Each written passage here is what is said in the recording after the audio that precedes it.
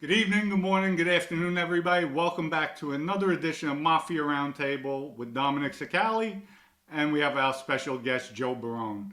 First off, I want to wish everybody a happy Valentine's Day. This is our year anniversary from the original launch of Mafia Roundtable. So we're going to go back to the original number one, talking about Mikey the Nose Mancuso and the Valentine's Day Massacre. And with that, the link will be down below for you people who are just coming on for the first time. To link on, to hit the link, and you'll be able to view that video in its entirety.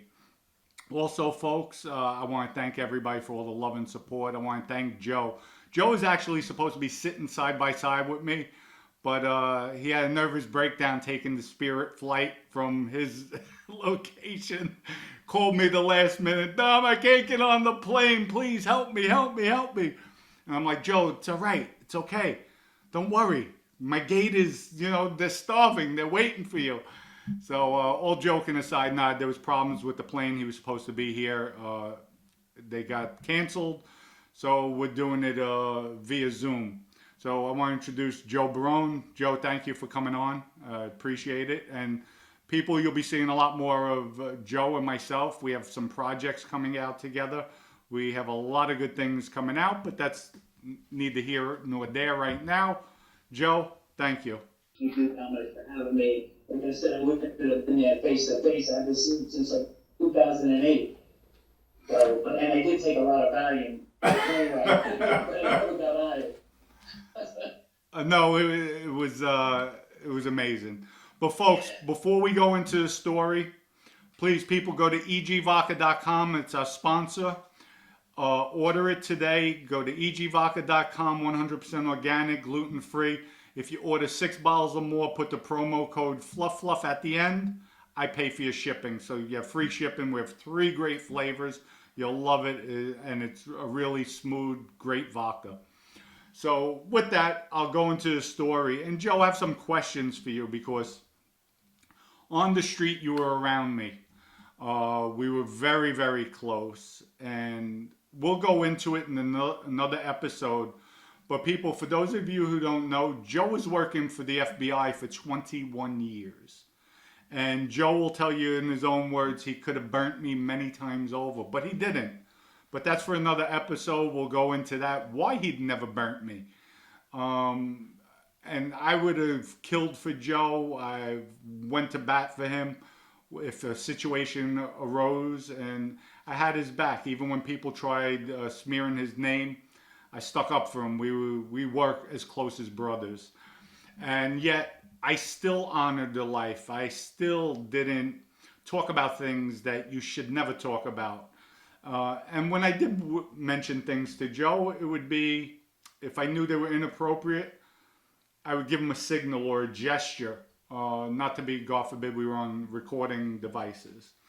But with that, I'm going to go into the story. And Joe, I have some questions for you.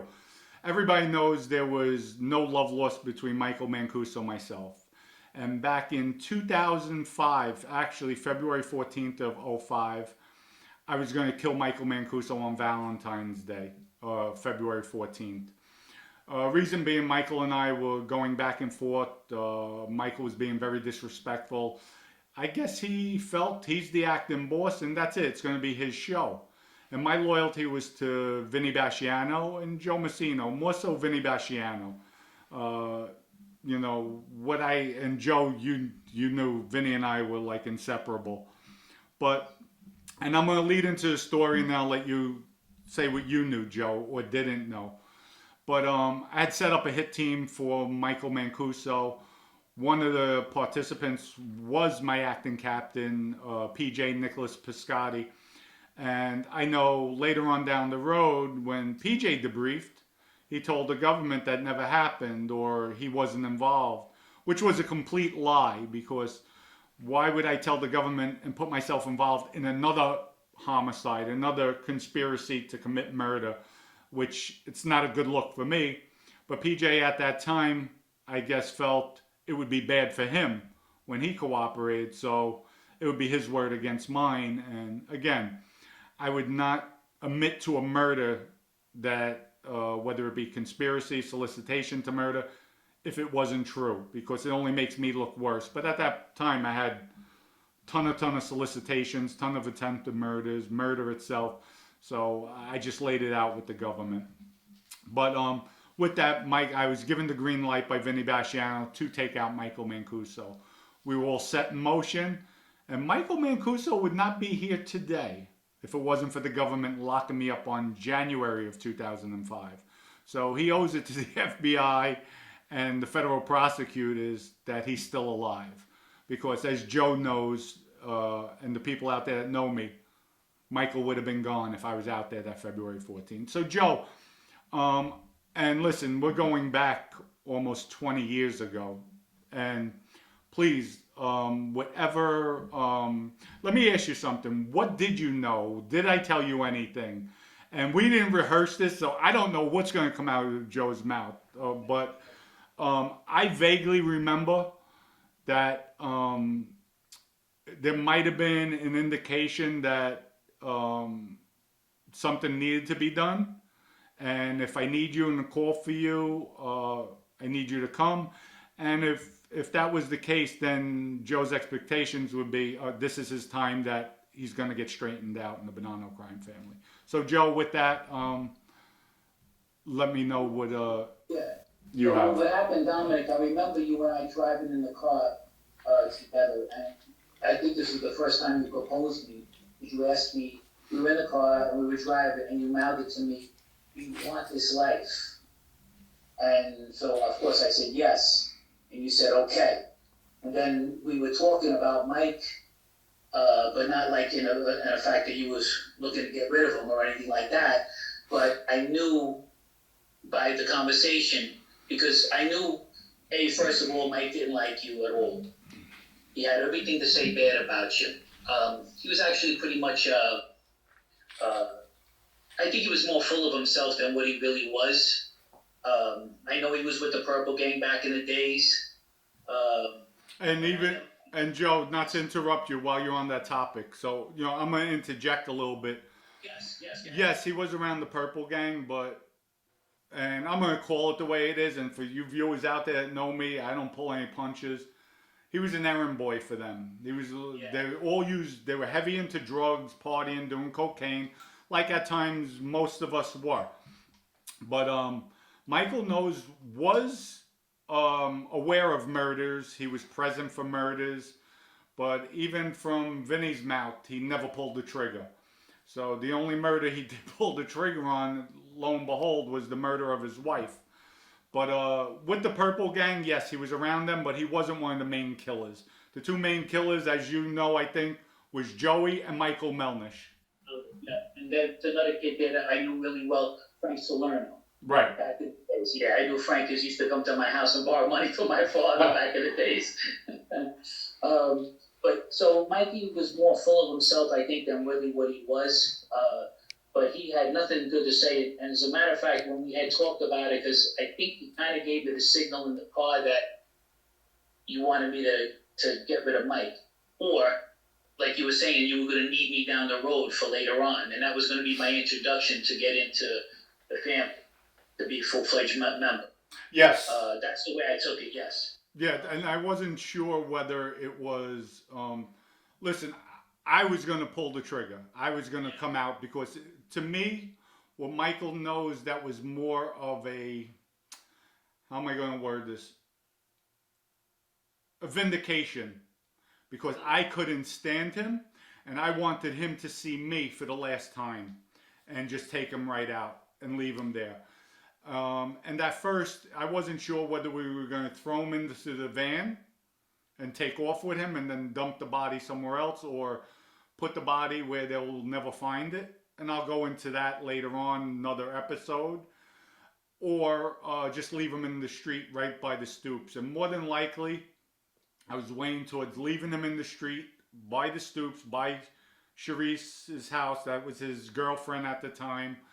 And everybody would probably more than likely think it was Joey Lobrano from the Lucchese crime family, because that was, as you know, Joe, that was his former wife. And Michael went behind the scenes with that. So, Matter of fact, even when I was away on the second bid that I did, he actually wrote a note to Jerry Chili about me, telling him to watch my back, and to like watch this kid, he's no good, and all of this stuff like that, because he knew I was close to you. So, right. but that didn't bother me at all. I wasn't worried about him. And at that time, there was no bad wire on you. Am I correct? No, it was not. So, and this is the way Michael conducted himself. That's why I couldn't stand him. That was his stigma. And even my father back in the day, while my father was married to my mother, he actually cheated on my mother, went with Michael Nose's sister. And even my father warned me about him. This guy's jealous, vindictive. He's a washwoman. And that's what Michael Nose was known for, being a washwoman, stirring up shit, and not being a man, not being a tough guy. And I don't know if you know, Joe, but I did read somewhere that when Michael Nose was away, and when Michael Melnish was going with Charisse, I think Michael Nose sent a letter out to somebody's wife. I think to his wife, somebody's wife, that they were cheating on them with Charisse. It wouldn't surprise me at all. Because like I said, he wrote a note about me, so it wouldn't surprise me he wrote a note about that. I'm not saying he did it, not because I don't have proof of it, but it wouldn't surprise me if he did. Yeah, because even Matty Madonna had sent word out when he heard of it. He sent word to everybody, this guy's a rat. Meaning Michael Mancuso was no good. Because you don't do that. That's just things you don't do. I know there was a letter Michael sent out to a girl about me, indicating I'm a rat, I'm this, I'm that. I mean, why are you telling a woman this? And this is now the boss of Bonanno crime family. So it just shows what a disgrace he is. It's just unbelievable. Yes. I think it was going to go down. I didn't know if it was going to be me and you to do it. I didn't know if you were going to make me and Ace do it. I didn't know what was going to happen. Well, I know that. I know I could have counted on you anytime. And there'll be stories that we'll tell even when Hippie was marked to get hit. Because people say, well, you weren't made then, and he was made. So I did tell the story, but now, Joe, I'm bringing somebody on who is there. And we'll go into it. We'll leave it up to the people to hear for the first time what actually happened in the bar. Who came with me? Who was there? So now it's like you telling your version, and this ain't hearsay. You were there. The whole 9 yards, and we were going to do the whole 9 yards too. It was a good thing 50 never showed up that night, but we needed about 5 hours in the place more. Exactly. But you know what? I'm glad he didn't show up because that would have been another body on my resume. But and it showed. I wasn't straightened out at the time. You pass a comment about me, you say I'm no good, you're putting word out there, I'm going to kill you, whether I was straightened out or not. I'm a man. I'm in the streets. You're not going to besmirch my name any way, shape, or form, especially if it's not true. Because putting a label on somebody that's not true could have gotten me killed like that. And you know that, Joe. Even all of that, even Vinny told you never, like this. I know you were trying to be like a certain way. Remember when Hippie bumped into you that time in the pizza parlor? You were going to knock him out right then and there? And I forget what was that, Cousin's Corner or something like that, or whatever it was. I think Louis and Ernie's. You know what, Joe? Wow, I forgot about that too. Yep. I forgot about that. You're going to lay him out right there. But you didn't because, And then Vinny said, do whatever you need to do. And that was it. Once you heard that, it was all on. What did I do? Like, I got you. I think you got one of your friends, and then I had 2 more people with me. We all were strapped up, ready to go. Yeah. Well, when your friend opened up the trunk, he had everything in the trunk, and you said, pick one. That's okay. But it's a show. I didn't play. I didn't give a shit out there. If you're going to cross that line, whether you're straightened out a soldier, you're straightened out being a captain at that time, I didn't give 2 craps who you were. You cross that line, you say something you're not supposed to do, or you do something to me that jeopardizes my livelihood, my manhood, my credibility, I'm going to gun for you, quick. You don't mind me saying this. I know we didn't rehearse this, like you said. Now, there was, at the time when we were going to talk about this, when we would talk about this Mikey thing, in all honesty, I knew the hatred you had between them. I didn't know if it was sanctioned or not. I didn't care because I loved you that much and I knew you were my captain. I thought for sure that you were going to do this on your own because he was a piece of shit and you had it coming. So I said to myself, "Oh, I don't care. I didn't ask you any questions, like that. You told me we're going to do something, we're going to do it. That's it." So I didn't know if it was, you going to do that on your own because you didn't take shit from nobody, So I said, okay. And thank you with that. I clearly know that, and that's just, folks. That's the loyalty I had with guys around me. And Joe, you could even attest to this. How would you? Well, let me ask you something. How was I out there as a person? And I do recall, and I'll let you answer that, and then I'll say what I recalled. But how was I as a person out there? You were a man's man. Like, it felt good to be around you. It wasn't because of what you were capable of, which you were very capable of anything, but it was just you had a presence about you where, like, a guy like me who was actually working for the government was still willing to do what I wanted to do because of you, because of the way we were together. Well, thank you. Thank you with that. It felt honorable being with you, like wherever we went, and we went to a lot of places together. Even some things I was doing, you gave me the look like, "Don't do that." And I went, "Okay," and I stopped immediately. It was unspoken rules, and I think even if you remember, we went to this other place, Sue's Rendezvous, and you went to the men's room by yourself, and none of the guys that were with us followed you into the men's room. Now you're the captain. I followed you a couple of minutes behind to make sure you were right, and you were talking to some guy, and then you were like, "See," because that's what you're supposed to do. Because I always had your back. Right. And I felt I always tried to be fair with people. I never wore my button on my shoulder. To me, it was nothing. It was just, and if I recall correctly, I remember when it came out in all the newspapers, Bonanno Capo kills boss's son. I'm wondering, and then if I recall correctly, it was in all the papers. You came up to me and you're like, "Dom, I didn't even know you were straightened out. Never mind being a captain." Yeah. And that's what I recalled. So, am I accurate with that one? Yeah. A lot of people wanted to know if you were straightened out or not. A lot of people didn't even know you were straightened out. You didn't wear that on there like I don't mean that you weren't proud, but nobody could tell what you were doing. You were very, you were low key, if in your own way. As low key as you could be. I mean, yeah, you looked good, you dressed nice, you had nice cars and stuff, but you didn't act like flaunty. You didn't flaunt it, No, and like I always said, you would see me 90% of the times if I'm in the Bronx, I have a baseball cap on, sweats. But when I went out, that's when I would dress, and we go out to the city outside of the Bronx. Yes. Well, we used to go to Manhattan and stuff too. Mm-hmm. Right. Let me ask you a question, and I don't know if you know or don't know. When I did get locked up in January of 05, how was it like? Did you know Michael knows to have passed any comments about me or say anything derogatory about me, or what do you know that happened after I got locked up that I don't know about? The only thing that I had heard, because I was around Louis Electric then. And folks, those of you who don't know, Louis Electric at that time was a captain in the Bonanno crime family, and actually I passed Michael knows the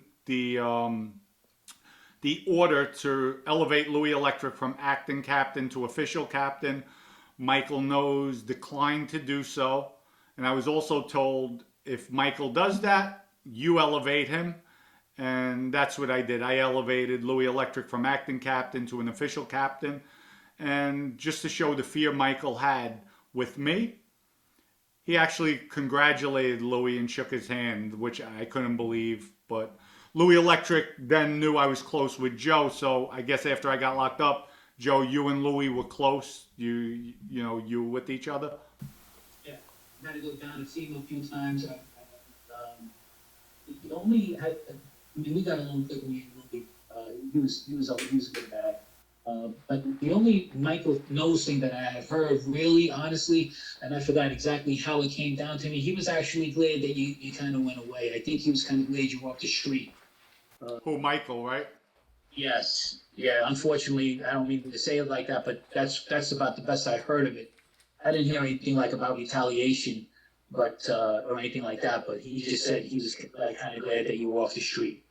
Well, something you then don't know is I did get word from somebody. I'm not going to mention their name because they are still in New York. They're still out there. They didn't cooperate, but they sent word in to me that Michael knows, told them to let me know I have nothing coming. And after Michael did that, I reached out to my guys, my crew, PJ, and my whole entire crew was dismantled. It was spread out to everybody. So, and these are do's and don'ts you don't do in the mafia, especially with somebody who's just got arrested. I'm in there because of the crime family. I'm in there because my two bosses are talking. One's wearing a wire, and the other one's talking about murders that you should never talk about. That's a violation in itself. And then you break down my crew. That's my support level. Now, it's one thing if I wound up, if I was found guilty, convicted, and I'm doing time, then you spread my guys out, and I should be getting 10% of what's ever coming in from those guys. But Michael knows stripped me, took everything from me, and it just shows how vindictive he was and how not knowing the life. Especially the fact knowing he actually in the beginning followed up with the order for me to kill Randy Pizzola. So he knew I had something over his head that could put him away for life. And yet it just shows like the stupidity he had, his greed and the knowledge of not knowing the life. Well, he was an animal without being the animal part. He was just a kind of a I don't really want to, but he's kind of like a low life type of a guy that just was in a position to be, like you said, an errand boy. And to be honest with you, I think he was kind of Vinny's errand boy. I think he listened to whatever Vinny would have to say, you know? I did remember when you did tell me the stories about how they dismantled things for you and took things away from you. When I went to go see you that one time, I didn't know how it came down and all of that, but I remember you telling me what they did. And I was like, you were so, like you said, you and Vinny were so close. I couldn't in my wildest dreams imagine that they did this to you and you were still fighting a case. It was beyond my belief because I don't know if you ever watched the movie The Tulsa King with Sylvester Stallone. Yes, yes. He comes home from doing 25 years keeping the guy out of prison for a murder. And then he comes home and he's already got to kick up $5,000 a week. He just got out. I said to myself, what's going on here? So as soon as I heard that, I thought about the same thing with you. Why would they take everything away from you? First of all, you was a good earner and you were capable of other things as well. It was beyond me. And I was really taken back. I really was. Joe, you and me both. You and me both, because the love I had for Vinny, till this day, you know what, as sick as it sounds, and I was probably the nail in Vinny's coffin because we killed together, him and I, side by side. It bothers me till this day. I love the man. We had so many times together. We were inseparable. I mean, whenever you seen him, you seen me. You seen me, you seen him. If I'm riding my motorcycle, he's riding his. We had identical motorcycles, Hayabusas. It was just, we were inseparable. And really, it disturbs me till this day. But I made a decision. I stick by my decision. And at the end of the day, there was no loyalty shown towards me. So why should I be loyal? And I'm tired. I was tired at that time being a scapegoat for everybody. Well, I don't blame you. I mean, listen, I remember seeing you guys at the gym. I remember you guys were playing chess in the gym in there. When I went, I thought, okay, it was not going to convince. I made my guy pull over, and then you came outside, and yeah, you guys were like this. You could see how close you guys were. So it was obvious to even a person who didn't know you. You know what I mean? Well, thank you for that, Joe. Joe, we're going to start cutting this now. But people, our next episode will be coming out. We're going to talk about Joe's life what made him decide to cooperate after years of being on the street, being faithful to the code of omerta, and just being a street guy, always there. And my biggest question is that I'm going to ask Joe, why he didn't burn me when he could have burned me on many occasions. And basically, looking back now, I felt he protected me from the government. So with that, we're going to leave it. Joe, thank you. Sorry you're not here. But I'm sure folks will be together. Joe's going to be on. And then we'll talk about in future what we have going on together, what we plan on doing. And because we got a lot of things in the works. And folks, one last thing. The book is in editing right now, The Perfect Crime Family. And it's a memory of an acting boss of the Genovese crime family, Dominic Quiet Dom Cirillo. After editing, deciding which publishing company I'm going with, and from what I'm told, it'll be 6 to 12 weeks from that date. So editing should be done this week. So sometime next week, middle of the week, I should have my publishing company that I'm doing it self-publishing. The book will be out there on shelves all around the world. The Perfect Crime Family. So stay tuned for that. And Joe, you'll have one of the very few signed copies. I'm coming out in hardback, limited edition with that. And it really is, even the person that was editing it, she couldn't believe it. She says, wow, this is a page turner. It's about 430 pages. So stay tuned for that. It'll be on shelves soon. With that, Joe, thank you again. And stay tuned for the next episode with Joe Barone and myself at Mafia Roundtable. And we'll find out Joe's history, his story, so people could be familiarized with you and your life, Joe. Good to see you, Don. All right. Love you, pal. And I'll see you next episode. Peace out.